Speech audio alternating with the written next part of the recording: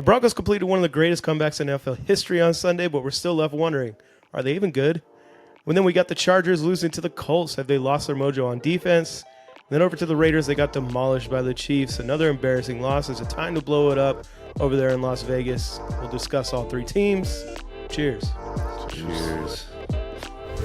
I don't even know what to say about them because you can't pinpoint anything. Every single game has been different. Yeah, it's so up and down. It's such a roller coaster. I don't know how you're still like the one thing. Blood pressure is not like through the roof right now. Oh, I'm sure it is. Especially while I was at the game, that blood pressure was high. The Raiders are trash, and I forget where they play. Yeah, Chip Kelly sucking was super predictable. The offense I thought played amicably, but like big word, dude. Yeah, struggled a little bit there. As you can tell. Welcome into the Third and Thirsty podcast. Your one-pot stop for Broncos, Chargers, Raiders, Kansas City referee, and Taylor Swift free. AFC West banter. I'm Alex Bell. I'm a fan of the first place Denver Broncos. To my left, I have Omar Rubio, fan of the former first place Los Angeles Chargers. And to my right, Aguilarios, fan of the soon-to-be CFL Las Vegas Raiders. How are we doing after week 7? Omar, how does it feel to not be in first place for the first time of the season? And also realizing that they've already chargered the season away. I mean, it's not. It doesn't feel good. Not good at all. Good. I mean, second place does not feel as good as first place, but I'm pretty sure it feels better than last place. Edgar? Shit, you have no idea. I'd say at least the Raiders are looking at like a top 5 draft pick, but they're a long ways away from being good again. I don't know if a top 5 pick is going to save this team. It didn't last year. So let's get into the games from last week. Usually we go by schedule. Let's go ahead and just do that again. Who played early this week? The Raiders. Raiders did. Let's get through that pretty damn quick. How are you feeling after that game? Honestly, it was not the prettiest day. I woke up really hungover. I celebrated It's a bad start. I was celebrating one of my good buddies from high school, his wedding. Shout out to Charles. Congratulations. And Steph, sorry. Congrats. But yeah, so I woke up really hungover. I woke up literally 10 minutes before the game started. So I was just like, let me just see like what the damage is going to be. Little did I know I was going to be in for a wild one. Right off the bat, I really was upset with the play calling. I have no idea what the hell Chip Kelly was thinking, trying to attack this defense with Geno throwing. Like, come on now. I don't know if that's a good game plan for any game. Right. And then not even using Genty, like he literally had 6 carries for 21 yards. That's what he finished with. Like in the first half, I think he only had 2 carries. Like, why are you not running with him? He literally, the last 3 weeks, he was literally like the backhorse of this whole offense. And the one defense that was like 14th in the NFL on rush defense, you're gonna go ahead and go away from it. Like, it made no sense. And obviously, like, we kept going like 3 and outs, like 2 seconds. I didn't watch the game because I was busy getting ready for the Bronco game. Trust me, But 3 first downs? Dude, 3 first downs. We literally had only 30 plays compared to their 31 first downs. Like, it was the worst play calling I've ever seen. It was so hard to watch that, honestly, I didn't even finish watching it. I just blame you. I moved on. At that point, when you're down that fast, you got to throw the ball. Yeah, but there's no way to. But the thing is, of course, but the thing is like, look, I mean, yes, when you're that down, you don't run, but they should have never got away from the running game in the beginning. They started off with the ball, so like them running the game would have like at least have them like moving down the ball down this field, like at least for a field goal or something, and then taking off some time off the clock. They were just going in there, throwing every single pass. If it wasn't a screen pass, it was a short pass. I think they only completed I think he only went for like two passes that were over 20 yards. So like even if like they were gonna be just coming out shooting, why was every freaking play that you were bringing out only 10 yards? Like, because when Geno throws it past 10 yards, it usually gets picked. Then you shouldn't be throwing. Like, you should be fucking running the ball, or at least having him come out the back and like doing screens or something. So. Yeah, it was really bad, like play calling, like the whole plan to play them on offense, just it was just horrible. And obviously the defense didn't do any better, but I mean when you're on the field for that long, like of course you're gonna get tired. And obviously like our linebackers were just getting demolished. Like our corners were also like just also getting demolished. So it got to the point where we had nothing but just to throw the ball, and that defensive line was just eating. Yeah. Geno Smith was just running around like he had no time to throw. He had no time to throw an interception. That's how bad it was. So it just things are bad when Geno doesn't have time to throw an interception. yeah. So, It seemed like it was like not just the offense, not the defense, everything. It was everything. The whole team. I mean, honestly, the Raiders were just mildly over or mildly overwhelmed. They were lacking weapons, lacking defense, lacking everything. And that's another thing. That's another thing that I'm going to say. Right before the game started, Jacoby Myers was hurt. Like he was already like considered out of the game. Why are you coming out throwing still when your two top targets are out? Your next best weapon is literally Genty. Like why are you throwing like who are you throwing it to? Maybe Chip Kelly was trying to take one out of Sean Payton's book and like I'm going to adjust before the other team adjusts. And that's exactly one thing that I was going to say. I think this guy was trying to be too cute and be like, you know what? They expect that we're gonna use Genty. I'm gonna go ahead and not use Genty, and I'm gonna use Trey Tucker. And yeah, nothing happened. Okay, we've talked plenty of shit about Peyton Manning, Sean Payton on this podcast. But don't compare him to fucking Chip Kelly. Come on, we're not gonna drop him that low. It was just the thought saying that how we said it last week. You know, that he got a little too cute, and he said it the same way. He got a little too cute. Okay. But yeah, so I mean, like I said, it was really not the best. But so that's why my topic of this week is, is everything on the table? Is everybody like, are they just gonna go ahead and like just restart? What do you mean, like trades? Like, is everybody available? Is Max Crosby available? Is JPJ available? I'm pretty sure nobody wants Geno, but is Geno available? Like, literally, is nobody untouchable? Like, is that what I'm trying to figure out? Like, yeah, that's basically the thing. And I think so. On Monday, that was my question. And even is even Pete Carroll untouchable? And last week, and I still stand on it. Like, I still stand with Pete. And on Monday, I'll tell you this much. On Monday, it doesn't matter what I think. Like, this team can literally let go of him, release him after the season. Do I think it's a good idea? No, but they can do it. If they think that if this continues, they can go ahead and be like, yeah, this is not working. We're gonna go somewhere else. They don't at this point. That's what they can do. After today, on Tuesday, I saw that Mark Davis said that they're not gonna move on from them too, but it's a long season. Anything can change. Also, we also saw earlier today that Max Crosby is already being rumored to be traded. For the people out there, Junior, and for you, because you're saying that all Raider Nation would be mad. Raider Nation's already saying we should trade him, and he deserves better. And yes, he does. He deserves better. I love the fact that he resigned. I love the fact that he wants to be a Raider. But if he wants to be a champion, it's not going to be with the Raiders, at least not anytime soon. So, yes, it sucks to see him walk away, but after a while, you want these guys to do good. You want these guys to get where they want to be. So, so if he goes to the Cowboys, which he already said no, maybe he doesn't want to go to the Cowboys. Maybe somebody else comes and gives him a different offer. But I do see Crosby leaving. I see Jacoby Myers leaving, and we'll see where it goes from there. Yeah, sounds like you kind of agree with me. Yeah, I've been saying that for a while. The Raiders should blow things up. Obviously, this game here this last week against the Chiefs, losing 31-0, really tells you where you are and where it comes to where you're standing in the division. The Chiefs obviously look like they're back. For them to beat you 31-0, for it to be over after the first quarter, you're looking at not just the Chiefs, but Herbert and the Chargers are probably going to be better next year going forward as well. And then the same thing for the Broncos. And the Raiders are where they're at. So it just makes no sense to try to continue with the team that's currently constructed. Yeah, I agree.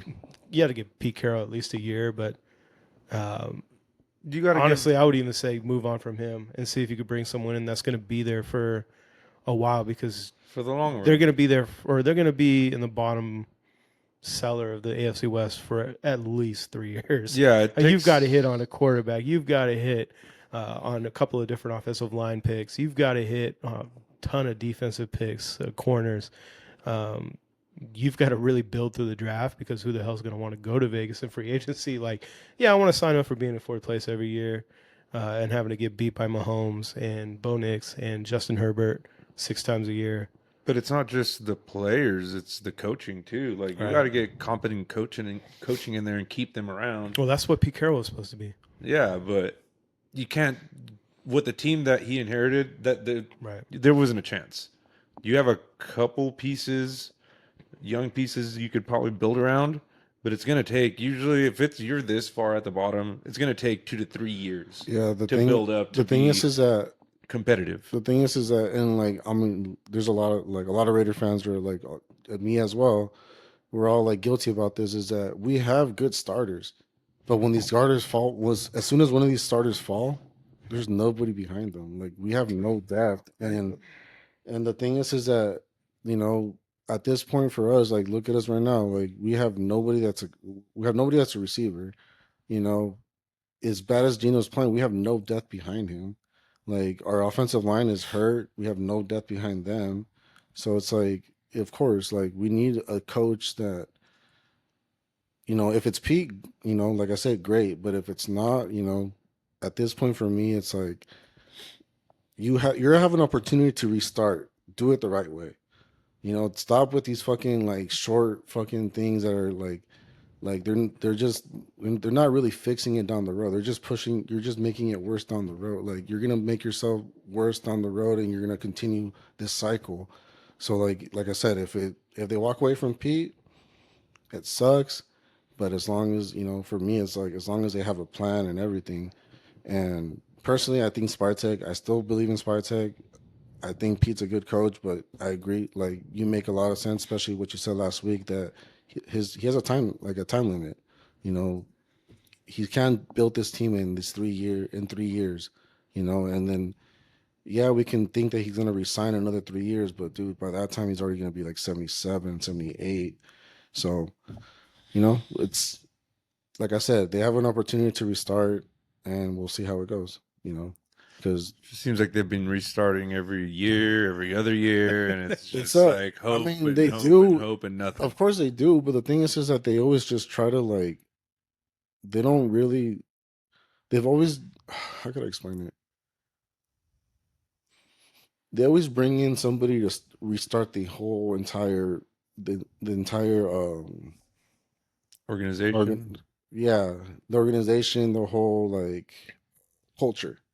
Instead of just coming in and continuing what they have already, they have somebody that comes in and completely tears everything down and build something whole new. Well, yeah, you weren't good, so why keep it all together? Might as well turn it. But I mean, like, think about it. Like, I mean, in 2021, we had a team that literally went to the playoffs, and like and a lot of those players still came back the year after. But yet we went to McDaniels, who completely ran a whole different scheme.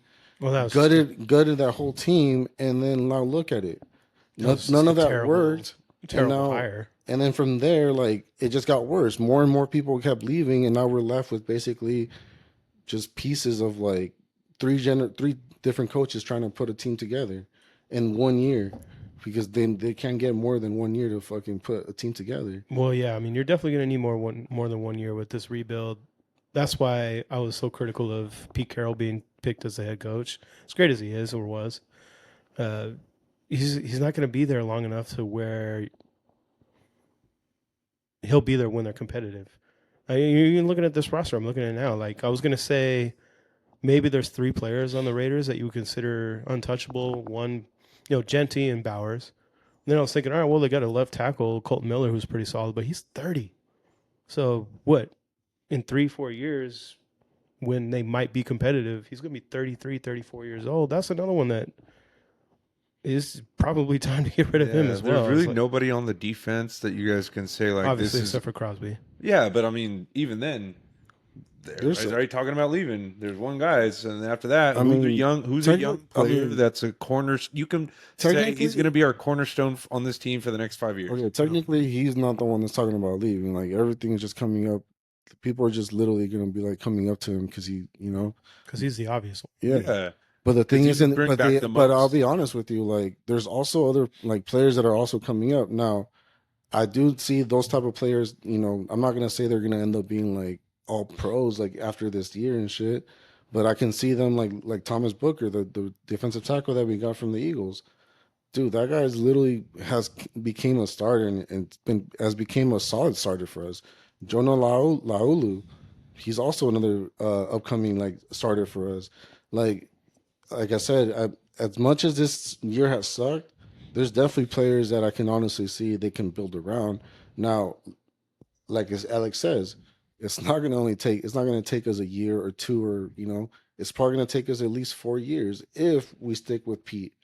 But if we don't, whoever comes in, it's gonna at least take at most 3 to 4 years until we actually see progress. And At are the those least players that you 3 just mentioned, are they even going to be around in 2 to 3 years? But the point is for me, it's like it all depends. For me, it's gonna all depend on who ends up being the coach. If they end up going on with Pete, yeah, I can honestly can see him continue going with where he's going. If they move on from Pete, I can see them also just gutting it and just starting all over. But the thing is, but that's what I'm saying, and that's why at So this point, what do you want them to do? Right. If you were the Yeah, you decision can't maker. don't play both sides. Whatever they do is best. Whatever, like, what do you want them to do?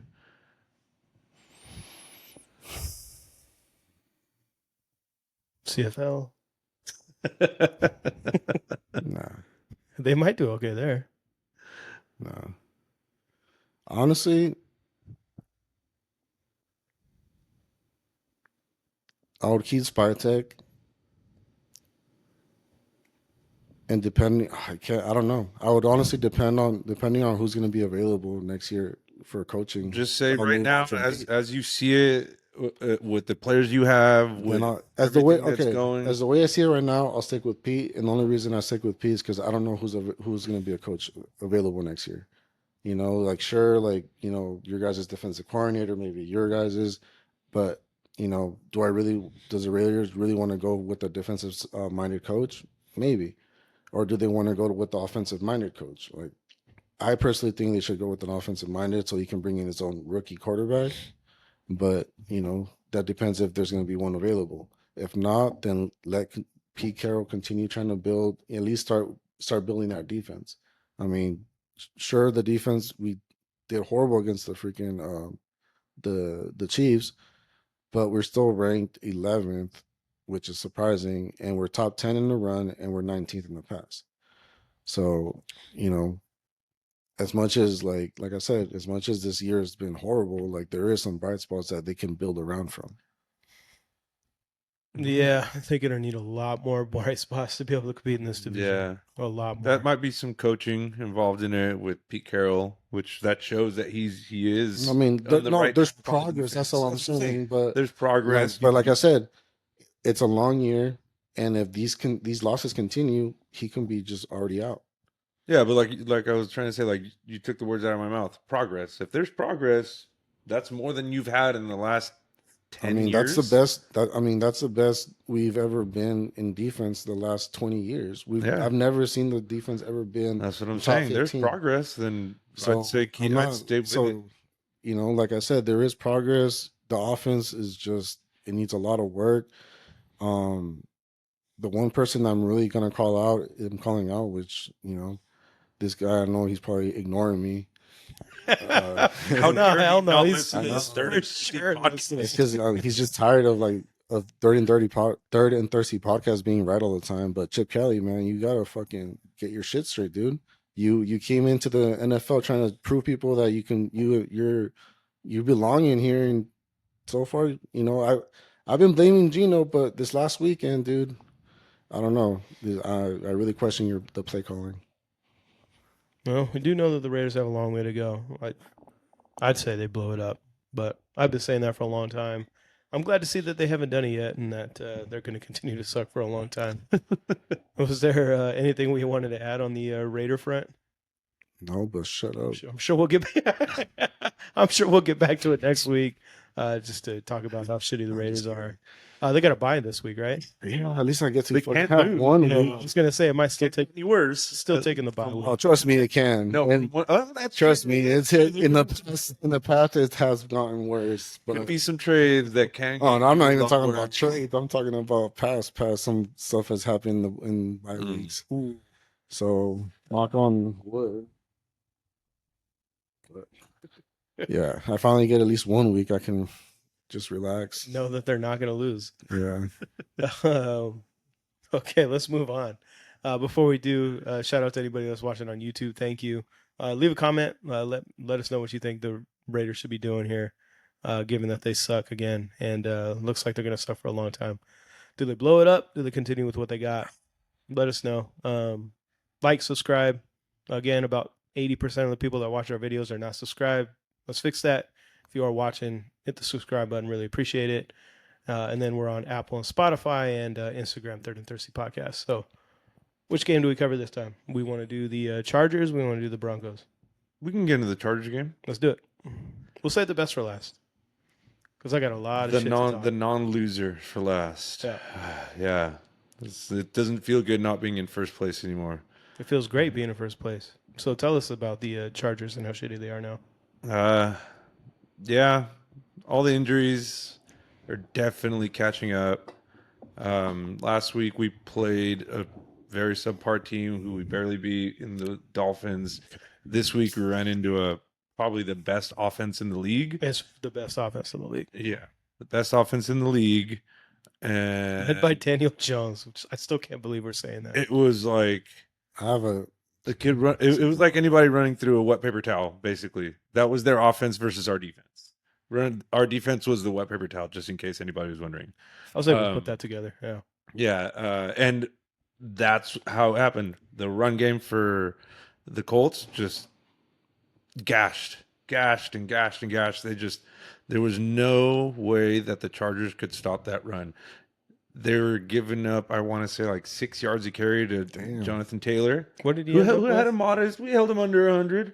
Three touchdowns though. Edgar called it under 100. 3 touchdowns. But even then, it was just so easy. What did he do receiving? Let's take a look. Was he a big threat out of the backfield? Not a huge threat. They had plenty of other options there. I know. And even when they brought in their backup running back, that he still had a good game. He still had a lot of yards. Well, their offensive line is nasty. I think it was what's his name? He used to be with the Raiders last year. But even that, Abdullah. yeah, Abdullah, yeah. Damn, he averaged 9.5. Well, he only had 2 carries. So, but even then, that's what I'm saying. 2 critical carries, and they both went for big gains. Yeah, the defense is in big trouble. The defense, that was what my question was for this week, was where is the defensive fight? Especially from our 2, honestly, most impactful players, Deion Henley and Derwin James. oh, we're coming with some heat for These are the 2 guys that are supposed to be our 2 best all-around defensive players. They cover, they tackle, they stop the run, they team up to stop the tight ends. But they've been disappearing the last couple of weeks. Deion only had 2 tackles this week. That was something that I don't think I would ever have said. Especially he's up there usually in the low 10s. High single numbers, but still he's making an impact no matter what. It just seems like he's a step behind. Both of them seem like they're a step behind. Maybe they're trying too much to try to stop the run, so they're biting on all these play action, and they're leaving the middle of the field just wide open. And even that, it feels like they're getting sucked into the middle of the defense and leaving the outside wide open. I don't know how many untouched touchdowns I've seen them give up in the last 2 to 3 weeks. It's just way too easy. It's a lot. Yeah, it's way too easy. A lot of miscommunication, which you never saw. I don't know what it is. I guess Deion Henley had an illness where he lost like almost 20 pounds. But Right. that's, that doesn't account for this type of play. That doesn't equate for me. Yeah. Like, yeah, you lost a lot of weight, but man, that your brain is still there. Your instinct is still there. Even if you don't have the same thump, at least you're there to try to, Get the maybe gain tackle. tackle. Exactly. But it just seems like they're a step behind. Maybe they're trying to do too much to make up for the lack of pressure that they're getting on quarterbacks. But if you're doing that much and you're getting that far off of what your scheme is, just stay within yourselves and play the game that Jesse Minter's calling. Jesse Minter's not calling a bad game for the personnel that he has. The corners aren't doing horrible. They are giving up a little bit more of bigger plays than I would like, but I still think that's the miscommunication from the middle of the defense. Is there anybody on defense that you're waiting to come back that you think might make a difference? Khalil Mack came back on Right. a limited snap count this week. Mm-hmm. Denzel Perryman did as well. Both of them had limited snap counts, but for the most part, the defense is healthy. There's a couple injuries on the interior defensive line, but they're not like game wreckers where you're going to miss them that much. The next person up isn't going to be that far off. We have just a bunch of guys in the middle of that defensive interior, which not saying they're bad, but they're not game wreckers. They're solid, decent against the run. They don't have a lot of push on the pass rush, but they're solid. So going forward, are you more concerned about the defense struggling without major injuries or the Yes. offense continuously getting hurt? No, the offense is doing what they can with what they have. Right. The offense, you expect the offensive line to struggle. But the defense, you have, for the most part, most of your guys. Like, where is the fight on the defense? Where is that fire? Like, guys playing with their head on fire, getting after the ball. You used to see 4 or 5 guys on a tackle. Now it's like one guy and he gets trucked or he misses a tackle, and then the ball carrier goes for another 15 yards before he gets tackled. It used to be a lot of gang tackling. You used to see a lot of powder blue or whatever color they're wearing that week, just jumping on the ball carrier, the receiver, whoever it may be. But it just seems like the last couple weeks, I don't know if it's all the travel, not trying to make excuses for them, obviously, because they're professionals and they should be used to this. But it just seems like they're worn down. Maybe it is because they've been on the field for a long time because the offense can't, stay on the field that long. But like I said, you're professionals. You know what you're signed up for. You should prepare for this type of game that you may need to bail out the offense. But this week, the defense was not there. I think they might have had like 2 stops. I think the Colts might have had 2 punts. They don't punt very often. Yeah. So that's But a even- really tough offense. I mean, the fact they made them punt, that's just good enough. But that was like in the late third quarter when they had a chance to maybe mount a comeback. They did get a stop. They did get a score. And on the very next kickoff, it was like an 80-yard return. So that just killed all momentum. They made it try to like build off of that previous stop, but they didn't even get a chance. So, for me, the problem right now is the defense. The offense, it is what it is. The offense, I thought, played amicably. Big word, dude. Yeah. Struggled a little bit there, as Well, you you can got tell. But they played all right for what they have, what they got going for them. What Herbert has like 0.5 seconds to throw the ball. Still went over 400 yards, 420 yards, I think, to be exact. But they had to throw the ball. They had no semblance of a run game. The run game, I think Vidal averaged like less than 3 yards a carry. I think Herbert was your leading rusher again. And that's all on scrambles. It's not even like designed runs. It's just Okay, my first read isn't there. Oh shit, somebody's in my face. I gotta go. And the one thing I do want to point out with that is that Herbert has a lethal stiff arm. He's a big boy. He's been throwing guys off of him for the past couple weeks where he may only have had like 2 or 3 sacks in the last couple weeks, but he escaped like 5 other ones. If it wasn't for his escapability and his heroics, probably would have been like they probably would have only scored like 6 points. Yeah, well, we asked the question last week: can Herbert continue to play Superman? Guess there's still limitations on that. They've got the Vikings this week, and then they got the Titans, Steelers, and Jaguars. Not the best offenses in the world. Well, not the best offenses in the world. So they might have some time to kind of get their shit together here. Yeah, this week going against the Vikings, not knowing who their quarterback is going to be, is still going to be a little bit tough to prepare for. Yeah. Especially on a short week, them playing on Thursday. But I just hope that I see some fight. I hope I see some like guys going out there and just laying some big hits, reading the offense right, being in the right spot, not giving up those easy touchdowns, just showing some fight.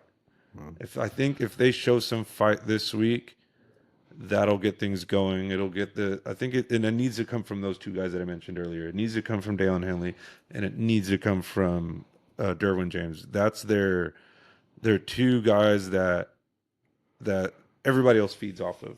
That's one of them makes the calls on defense, and the other one plays all over the field. Like those are the 2 guys that they need to play well. I mean, yeah, the Vikings are known. They're a good defense. That offense is just So it's going to definitely be whatever defense comes up the best. And the Vikings have a really good defense, so that's going to be not an easy one. Not an easy one at all.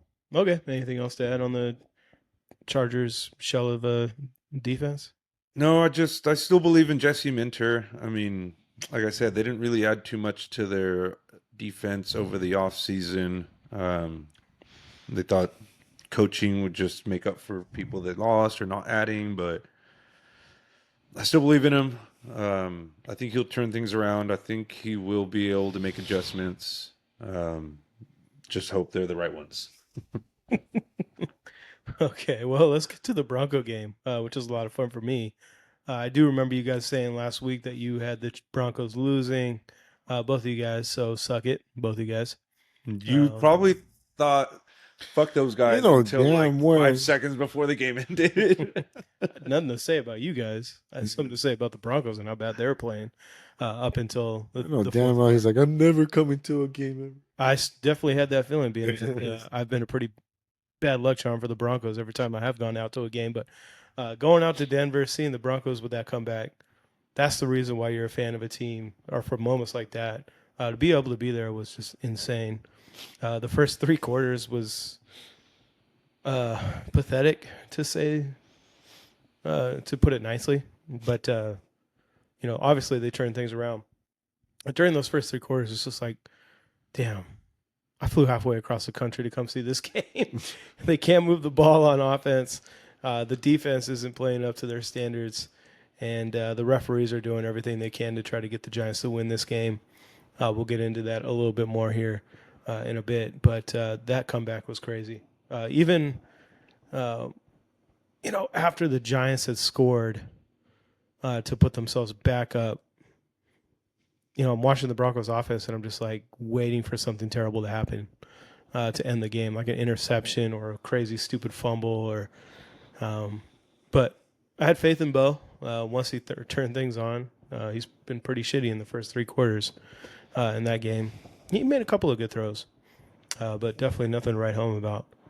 But it's just a crazy game, man. DT obviously getting honored at halftime with the Super Bowl 50 team was just so cool. So let's get into it. The Broncos, are they even good? They've had some weird games so far. Who are the Broncos? I think anything that could be said about the Broncos, you might be right. I mean, the first week you get mediocre on both sides of the ball against the Titans. Then you play the Colts. Offense looks pretty good, but the defense doesn't look great. Against the Chargers, they're kind of mediocre on both sides. Have to come back from behind, fall short. Bengals defense looks great, and then the offense is so-so. They put up 28 points, but there was a lot left on the table. The Eagles game, obviously, they don't play until the fourth quarter. The Jets, the offense sucks. Only put up 13 points. And then the Giants, have to put together the greatest offensive performance in the fourth quarter of all time to pull off a win against the Giants. So, I mean, 5 months ago, what you would have pictured it would be like that? No, not the way it's gone. I mean, 5-2. No, I mean I felt pretty comfortable. I mean like the way that game went against the Giants. No, absolutely not. No. Yeah, I don't even know what to say about them because you can't pinpoint anything. Every single game has been different. Yeah, it's so up and down. It's such a roller coaster. I don't know how you're still like the one thing. Blood pressure is not like through the roof right now. No, I'm sure it is. Especially while I was at the game, that blood pressure was high. One thing I do know is that, and I've heard this a lot of times, that good teams find ways to win. So you guys found a way to win. The only thing that I would honestly that I'm worried about is that. And the Giants are a completely different team. No, they're not the team that we thought they were I think the last Giants year. Are pretty solid now. Yeah. They have a decent, fresh young quarterback. But I still think, the defense that you guys have, I don't know if it was supposed to be like that, Yeah. So it's kind of like they didn't play to their standards. Yeah. So like for me, it's like good win. Like I said, good teams find ways to win, but it's definitely something to like. I want to say I won't say like super worried about it, but kind of like keep in mind because you did just go against the Giants and you guys have like, probably one of the best defenses since I don't know when, like 2015, probably. But I mean. On paper, but like so far, I mean, there's been some games where they've been giving up a lot of points, giving up like what was it, 32 here. They give up how many to the Colts? They gave up 28 to the Colts. Yeah, see, so it's still they're giving up points to good teams, good offenses, and they're still like a top 3 or 4 scoring defense in the league. So let's not say they're giving up a ton of points. This last game against the Giants, I mean, 2-3 of the Giants' scoring drives were kind of fluky and weird. It definitely wasn't like, oh man, they're just getting marched up and down the field. Shout out to the refs for giving that last touchdown. I mean, but true, but in the end of the day, like, it's still like the stats are there. The game is the game, and that's all you got to go off of. It doesn't matter how they scored; they scored on them. Yeah. So like for me, like I said, good team. I feel like you guys are gonna be able to play against anybody. But the only thing is like when is the offense gonna start? Is it gonna start the first quarter, or are we gonna wait until the fourth quarter? Yeah, and against better teams, they're not gonna get away with the way they played the last 2 games. So that was gonna be my next point. It's gonna be a big test coming. Cowboys obviously could score a ton of points, so. It's going to be harder to come back against the Cowboys than it was to come against the Giants. But you brought up a good point that good teams win close games. That's something that the Broncos did not do last year. They're 1-10 in 1-score games. These last couple of weeks they've been able to pull those off. Week 1 was technically a close game or 1-score game. Obviously, the Eagles, the Jets. And now the Giants. So they're 4-1 in close score games this year. Well, only losing to one of the Chargers. Or excuse me, 4-2 because they got the Colts, that stupid leverage penalty that they should have won.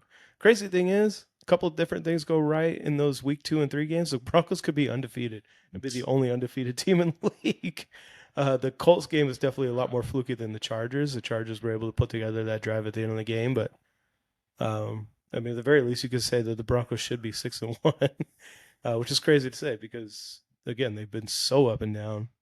It's really hard to figure out what this. Yeah, no, it doesn't matter. They're 5-2, which is better than what are the Chargers now? 4-3. Okay, so it's better. The Raiders. What? Just kidding. So yeah, happy about the record, but would really like to see them clean it up, especially on offense. You can't just go 3 quarters without doing shit and then all of a sudden become the greatest team of all time. And it's not the first time in the season. No, it's not. That, you know, it's It's the been, second time in 3 weeks. Yep.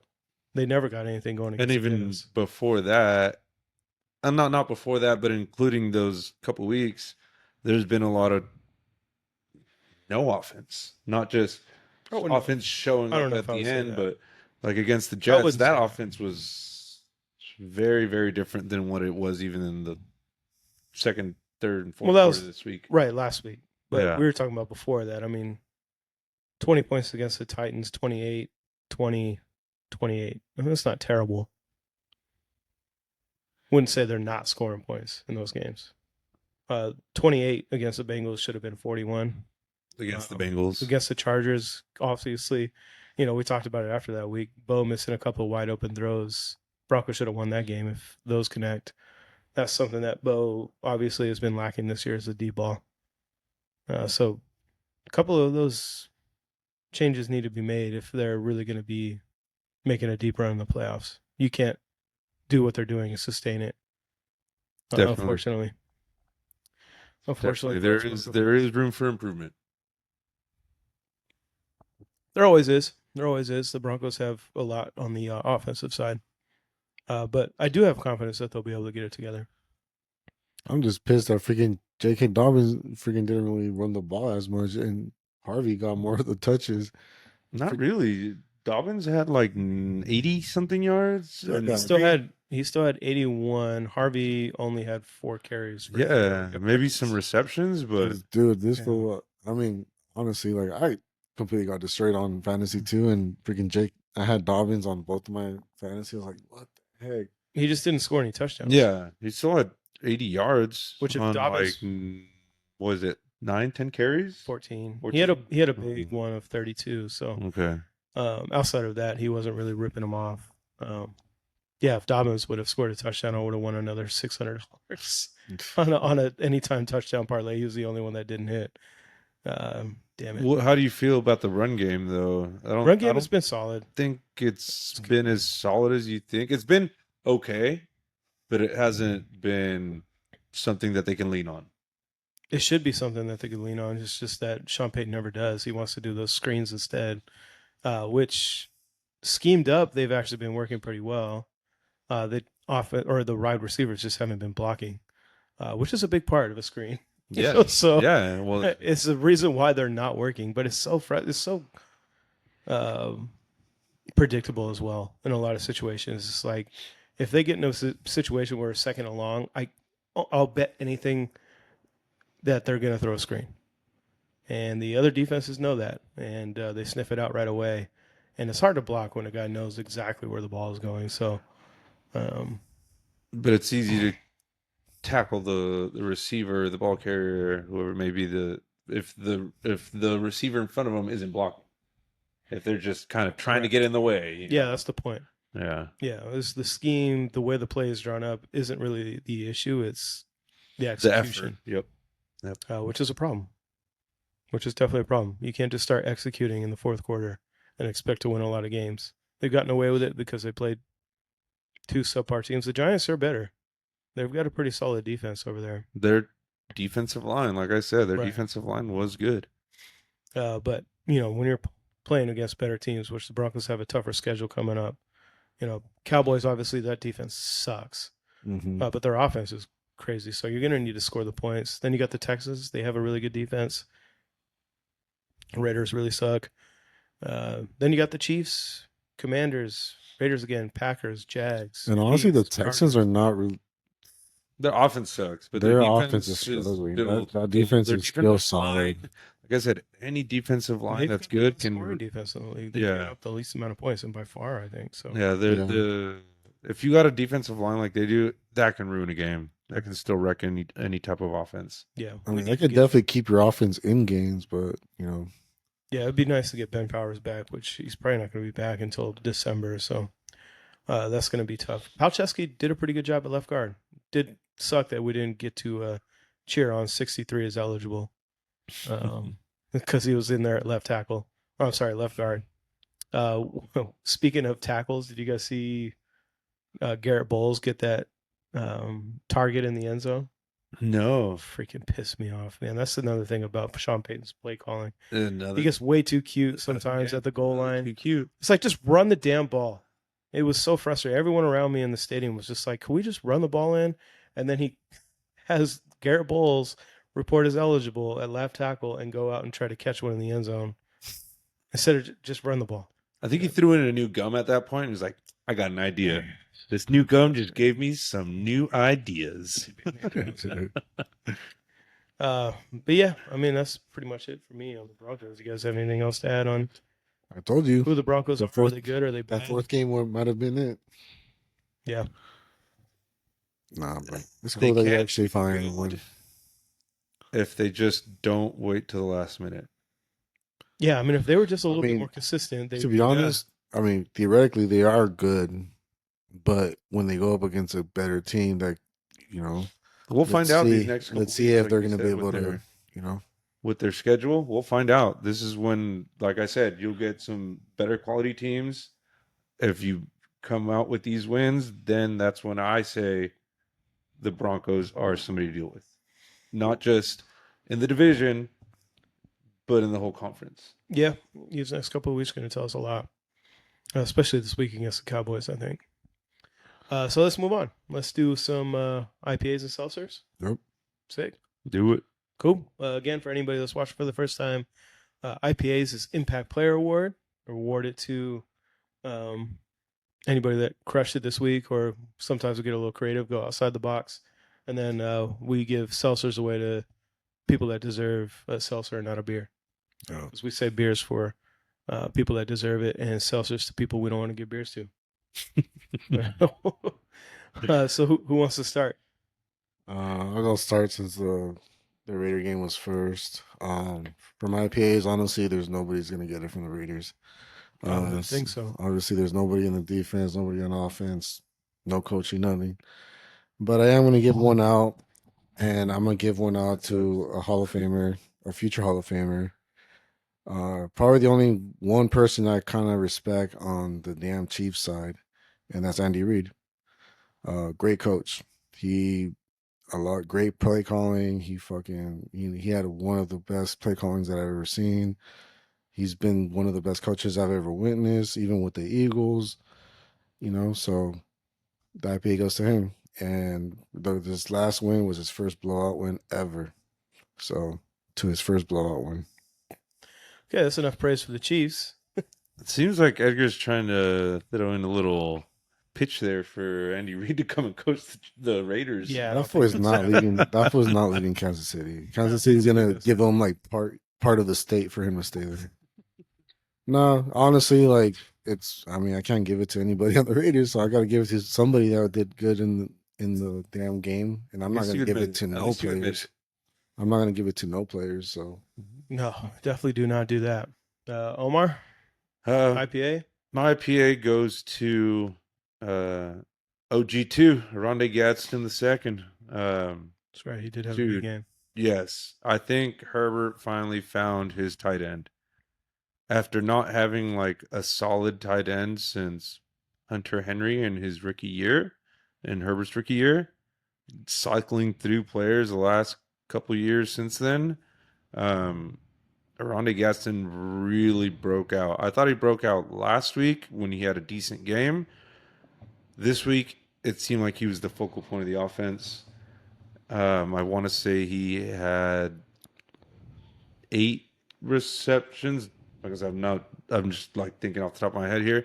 8 receptions for like 170 yards. Yeah, that's not bad. Not bad at all. Right. For a rookie tight end, especially in front of Antonio Gates, who was being honored at the game. Nice. Hopefully he's going to be the next tight end that's going to be going into the Hall of Fame. We have a little bit of a tight end Hall of Fame there with the Chargers, Kellen Winslow, then Antonio Gates. Hey, who knows? OG2 might be the next one. If he keeps playing like the way he did this past week, way ahead of hey, yourself. if he keeps playing After 2 games, I don't know. That's a hey, this is Okay. the only thing I have to Certified for. certified Hall of Famer. at least, hey, you got something to be happy about. Can't I hate on do. that. That's the one thing I have to be happy about this week. OG2, you had yourself a hell of a game. No, Enjoy he that did have a IPA. good game. My IPA this week, I was starting to think this week, like, man, I need to start actually giving them to players because I always go outside the box. And I'm going to do that again this week because it's well deserved. Again, I was at the game on Sunday against the Giants, and good portion of the stadium left right around the 8 or 9 minute mark of the fourth quarter after the Giants had that tip drill quarter or touchdown that put them back up 19 with however time was left. It's all a blur. And just want to shout out and give an IPA to every single Bronco fan that stuck around, didn't leave the stadium, believed, as we might say here in Denver, and Boo. and didn't give up on the game because you were rewarded with watching one of the greatest comeback, maybe possibly the greatest regular season comebacks of all time. And yeah, I mean, it's a special shout out to anybody that left.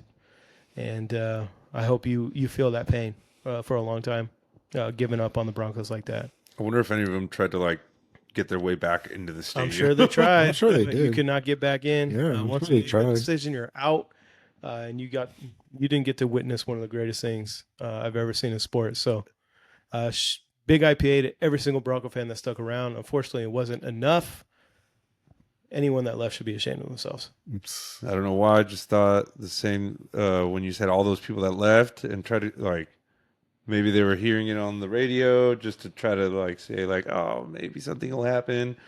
And then hearing it just reminds me of the Dodgers in the '88 World Series when Kirk Gibson hits the home run, and then you see all the brake lights because everybody was listening to the game. Like, Yeah.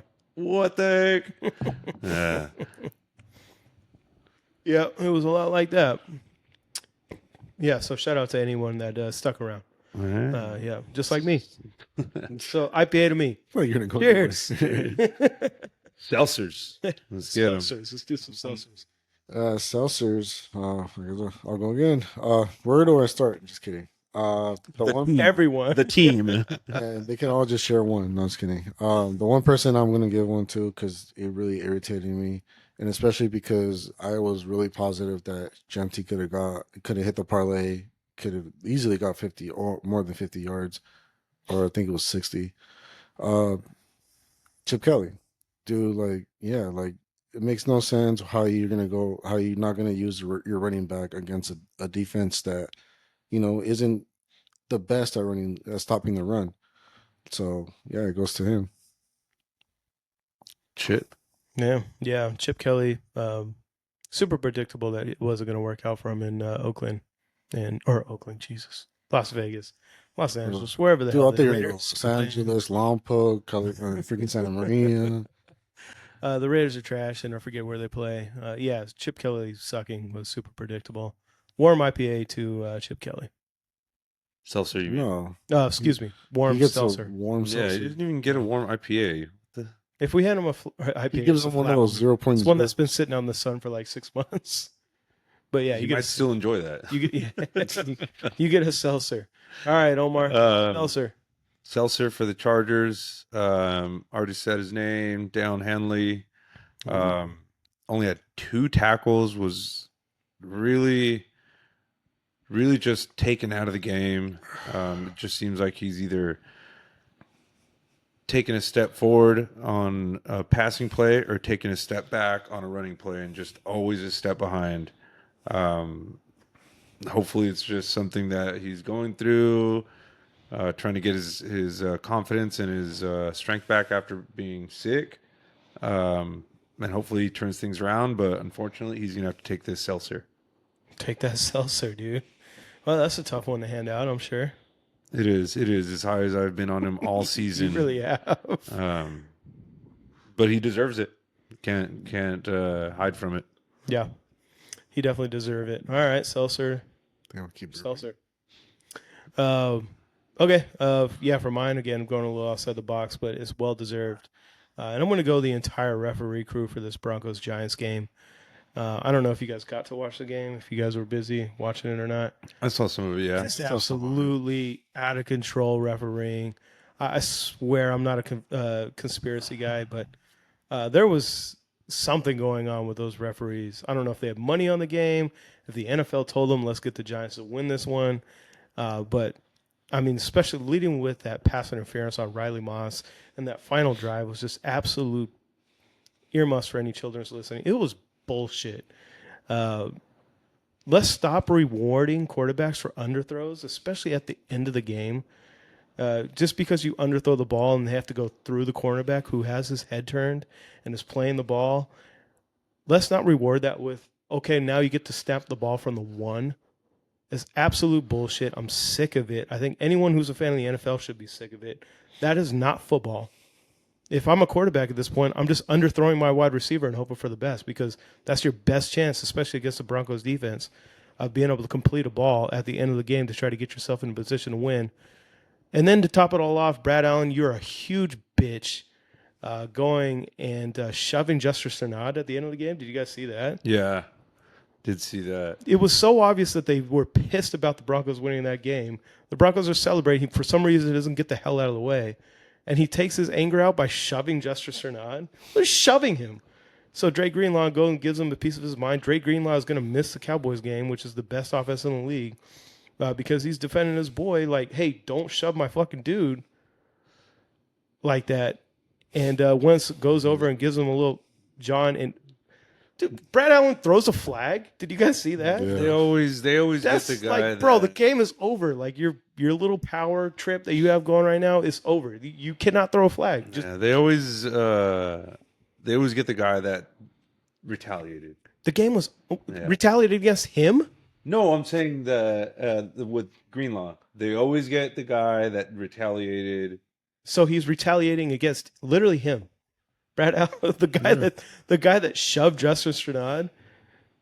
Yeah, technically, I mean, the answer is yes. That's basically yes. Yeah. Yes. The answer is yes. Brad Allen, you are a huge bitch. Take the seltzer. I hope you never referee in the NFL again. That was atrocious. And then also, you're a huge snitch. Like, what did you go to the NFL and be like, he said something mean to me. Can you get him ejected for the next game, please? Just super whack and lame. Never want to see him on an NFL field again. Watching the game all live and just being like, oh, that was a missed holding call. That Scatterboo touchdown. There's so many of those. Of course there is, but it was just back to back to back to back. They had that missed encroachment call against Pastor Tan, who was just timed it perfectly. I could go on and on. And and it's not just that game. I don't complain about the rest much unless it comes to the Chiefs, but that was absolute bullshit. It's a lot of games, dude. I don't know what it is nowadays. I don't know if I'm freaking pissed now. No, I don't know if I completely agree with you. I don't know if it's like all these referees want to just be seen on TV. Dude, he was obviously on a huge power trip. Yeah, they just want to make it's embarrassing. The NFL needs nothing. It's not even just that. Like, honestly, like, so I saw a video and I never brought this up because I'm like, it's just a video I saw on Facebook. But honestly, and I mean, there's been bad calls for years and like through all the NFL years, but now that betting has become legal, dude, some of these like calls are insane. And I'm not saying Raider games. I'm not bringing that up. I'm talking about other games. There's some calls. Calls from refs won't help the Raiders. No, I'm not saying that at all. I'm literally saying that there's a lot of games that I've seen where, like, dude, there's bad calls, like completely bad calls. Yes. That literally would affect the game. But to call that pass interference at the end of the game, I was just so obvious that there's something going on there. Like, that's an absolute bullshit call. And I was at the stand. That flag came out so late. So late. Everyone was going apeshit. The play was over. Everyone was getting up, and all of a sudden, flag comes in. Dude, or a non-pass interference call.